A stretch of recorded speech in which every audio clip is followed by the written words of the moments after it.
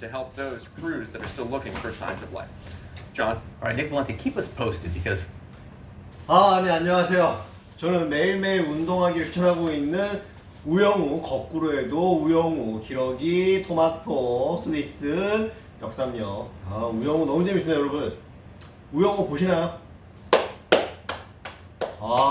오늘 5화를 했는데, 오열. 봄의 햇살 같은. 오열. 아무튼 예, 그렇습니다. 오늘은 오늘이 며칠이지? 오늘이 7월 13일, 14일. 예, 14일. 어제가 13일이었죠. 금리, 대한민국 한국은행이 금리를 0.5포인트 올렸습니다. 네, 재밌네요. 금리가 어디까지 올라갈지 아주. 이번 달 말은 미국의 금리 인상이 예정이 돼 있죠. 지금 1%까지 지금 말이 나오고 있습니다. 아주 재밌는 관전 포인트가 되겠네요. 과연 1%일지 0.75일지. 네, 어쨌든 우리는 금리를 올리면 우리는 근육을 키우면 됩니다, 여러분. 자, 일단 저는 요즘에 계속 어제부터 재택근무를, 재택 교육을 하고 있어요. 계속 줌을 통해서 교육을 하고 있는데 아주 피곤합니다. 오늘은 앉아서 졸았네. 커피를 무려 2잔이나 마셨지만 피곤함은 어쩔 수 없나 봅니다. 운동을 하면서 건강과 체력을 끌어올리도록 해보겠습니다. 역시 운동할 땐 CNN이죠.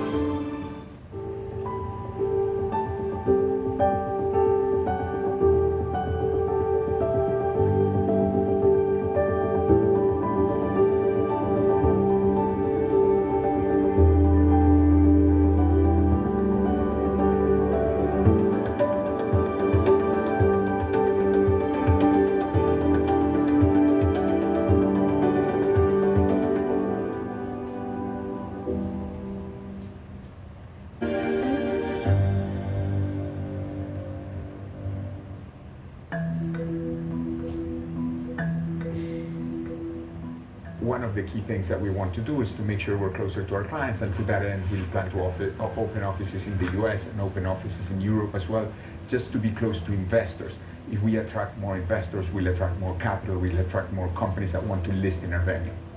So biotech, for example, we started a new chapter around biotech companies to allow companies with no revenues to raise capital, to discover all these great drugs that we're seeing and all that. In this period, 95 companies decided to list in Hong Kong, raising over 200 billion Hong Kong dollars, which allowed Hong Kong to become the second largest fundraising hub in the world. And if you think about a place where you can capture all the flows from east and from west, isn't that the best in the world?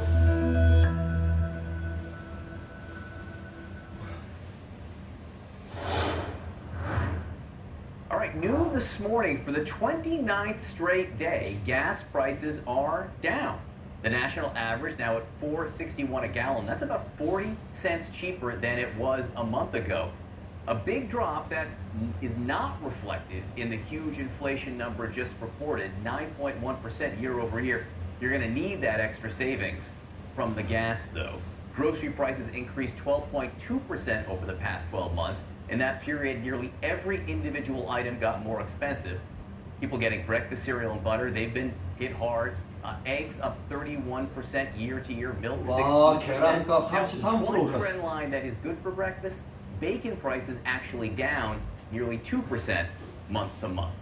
That all looks delicious, if you can afford it, I will say. So joining us now to talk more about this, CNN business correspondent Rahel Solomon and business journalist Mark Stewart.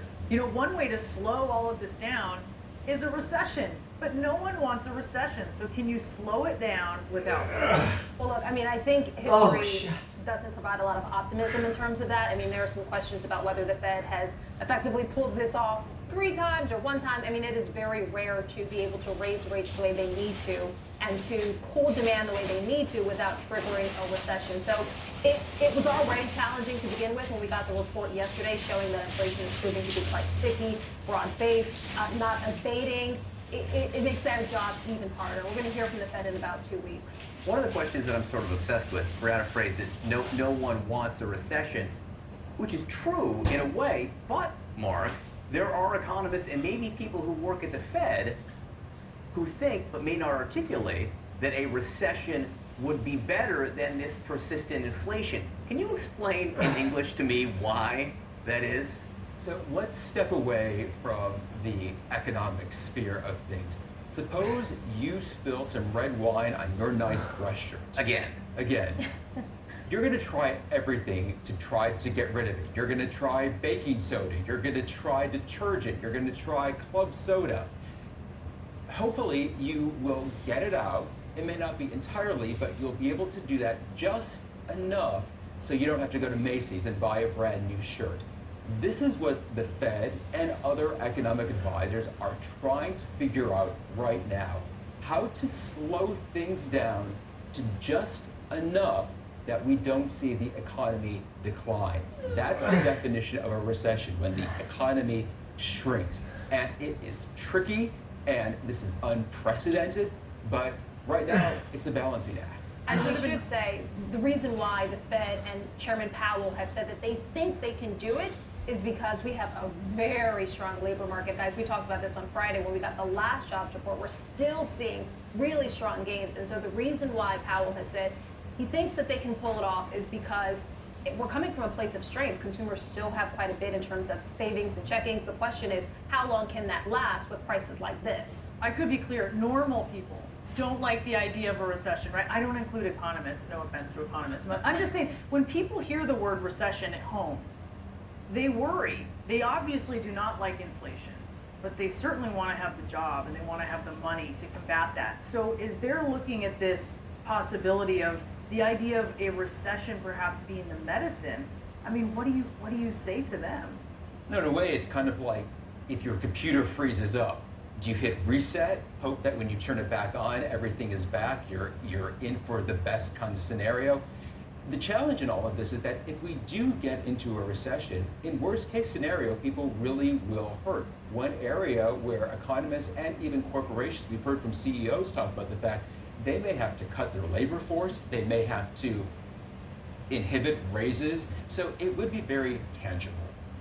The question is, what type of recession are we looking at, right? I mean, you see it now in banknotes a lot. Are we talking about a sort of a garden variety type of recession, or are we talking about a mild recession? Are we talking about a long recession? I mean, the hope is that even if we do see a recession, which, to your point, no one wants to see, certainly not anyone at home, hopefully it is one where the joblessness is minimized, that it's not massive joblessness, that the pain is sort of minimized. And the hope is that if the Fed can sort of front load these interest rate hikes, sort of be aggressive from the front end, hopefully it sort of reduces the length of the pain and the severity of the pain. But it's really a tough position to be in. Do you do it hard and fast at the front, or do you sort of let it sort of linger and hopefully it results in less pain? And the shortest recession in history was at the beginning of the pandemic, February through April of 2020. So the fact that we have all of those strong fundamentals, it's somewhat encouraging. Yeah, it's a scary word, but we have to be talking about it. Rahel, Mark, thank you so much.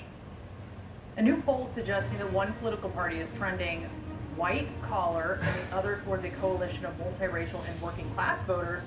Which is which? Next. Plus, surveillance video of the failed law enforcement response to the massacre in Uvalde, sparking a new wave of anger.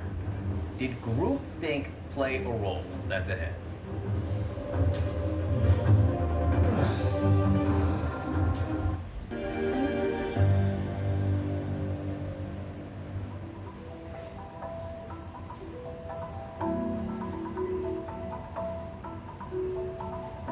My name is Ben Smith, CEO of France KLM.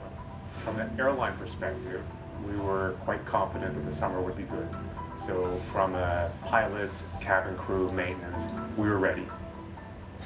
But we've seen in some airports that there have been shortages at security, shortages at customs and immigration. So the impact that it has on us is it's quite large. We've tried to spread out our departures, which costs us money. And then the minimum connection times at both of our hubs, we've expanded them, which here again, it costs us money as well, but at least it takes pressure off people connecting, it takes stress away, it takes the stress off our employees as well, and we don't have the same number of flights all going at the same time. These troops, they are Russian. I've spoken to the commander. He said they are now in control. Move on that way. It's a secret location. They're going to fire on Russian forces. There has been a ferocious battle here. There's unexploded grenades everywhere. We're being shown the powerful American guns, giving them an edge. You downplayed the US intelligence assessments. Do you now regret that? I'm in Kiev right now, and it is under attack, Mr. Lavrov, from Russian forces. I've been told by our security that we need to get that flak jacket off. No matter where you are in this country, lives are being shattered. There are thousands streaming out. It is at least a chance to save their own lives. Matthew Chance, CNN. I'm David McKenzie in Tunisia. This is CNN.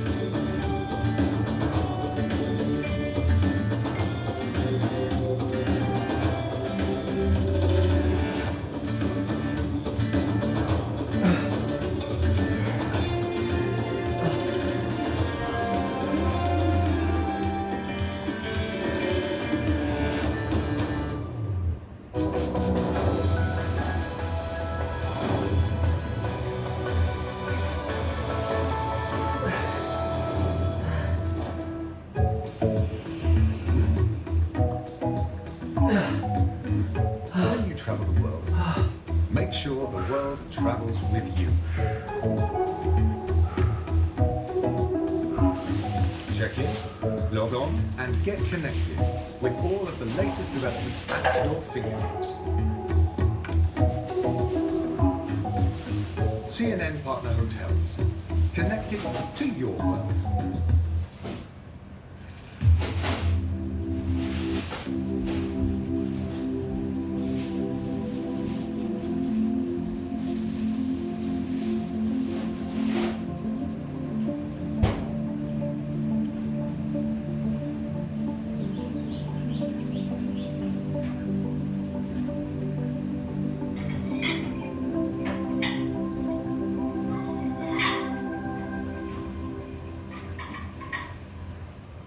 I'm Selena Wang in Beijing, and this is CNN.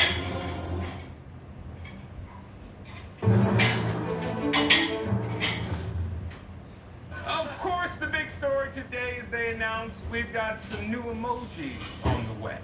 What we really need are emojis that make it easy to express what's on our minds right now, like, oh, inflation, or, oh, COVID. Or this one. Oh, monkeypox. Oh, racism. Oh, insurrection. Oh, I didn't get nominated for an Emmy again. And oh, my Amazon guy just on the sidewalk. That last one's confusing to me. Does But that also, happen to you? I don't know, think so. but now I'm worried it might. I know. So this morning, is the Democratic Party facing a demographic shakeup ahead of the midterms? A new poll from the New York Times in Siena shows Democrats getting more support from white college graduates than from non-white voters. Here now, CNN senior political analyst Ron Brownstein and correspondent for CNN Espanol Maria Santana. And Ron, let me put those numbers back up on the screen here, because one of the things that is on here that people really haven't seen before is that among Hispanic voters, you see Democrats with barely an edge at all, really, within the margin of error. They're basically tied. Democrats and Republicans tied with Hispanic voters. Democrats held a 47-point edge in the 2018 midterms. Yeah, it sounds slightly high, but basically there's movement, right? So some things we know are real and long-lasting. What you see there among white voters, what I've called the class inversion, is something we have been experiencing really for 50 years. I mean, from the New Deal to the 1960s, non-college white voters without a college degree, were the cornerstone of the Democratic coalition. Since the 80s, they have been the cornerstone of the Republican coalition. Starting in the 90s, Democrats started with around Bill Clinton in 92. Democrats started running better among college-educated voters, particularly women, particularly those who live in the suburbs of the big metros.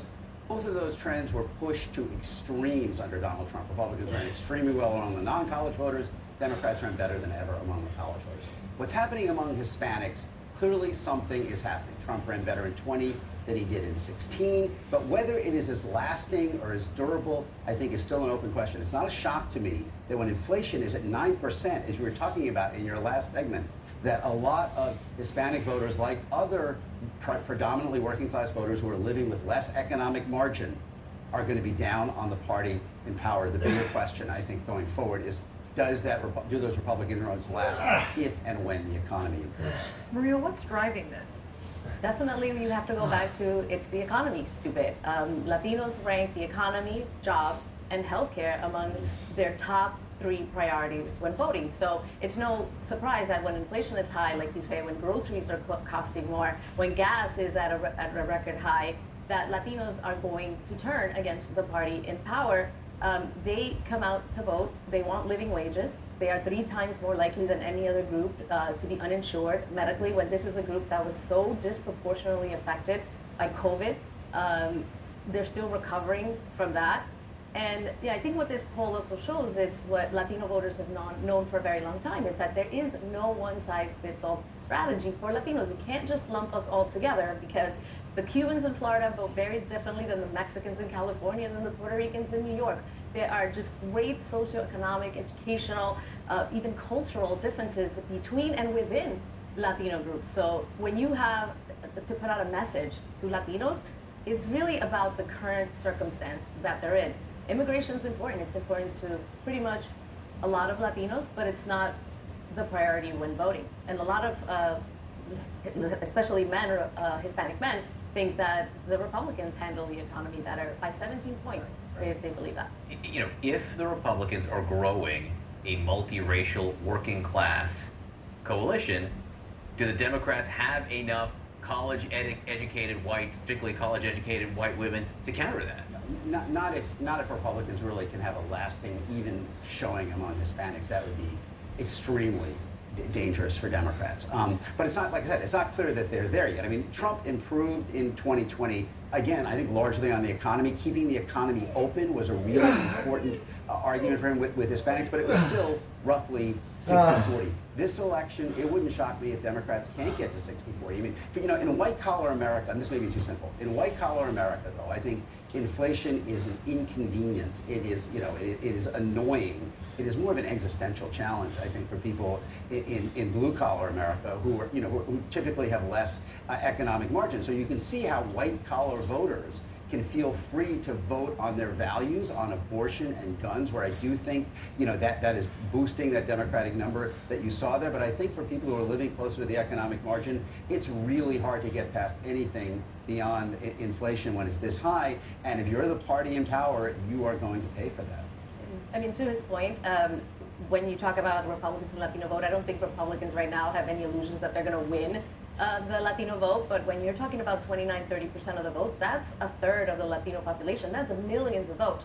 So their strategy is not, I'm going to win the Latino vote. I think is I can siphon enough votes from the Democrats to make it significant.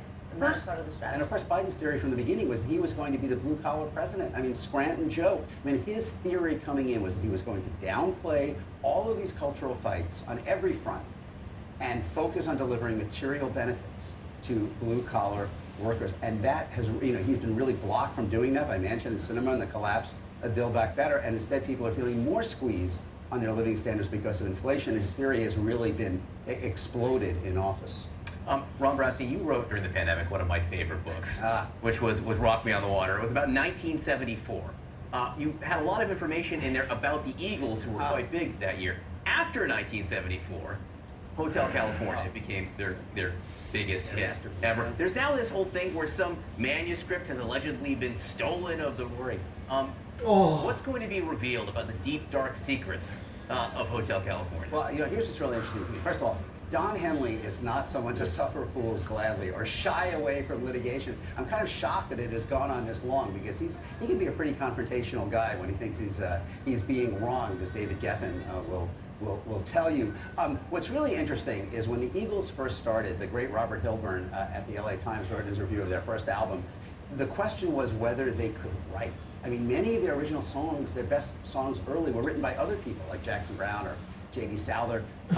And by the time you get to Hotel California, they are writing. I mean, they really worked there. Linda Ronstadt, who I interviewed for the book, and both Jackson, told me how much that Henley and Glenn Frey put into trying to become better writers. So what was stolen were notes of the original lyrics for Hotel California. By the way, the music came from Don Felder, the guitarist. The riff, yeah. Yeah, okay, yeah, but the riff, the great riff. So it would just be great to see this process, because these were two guys who worked at it. They didn't start off really as comfortable songwriters. By the time of Hotel California, which was supposed to be their statement on America at the bicentennial, kind of like Robert Altman's Nashville movie, they had, you know, they were putting in the sweat equity despite all the partying that went on.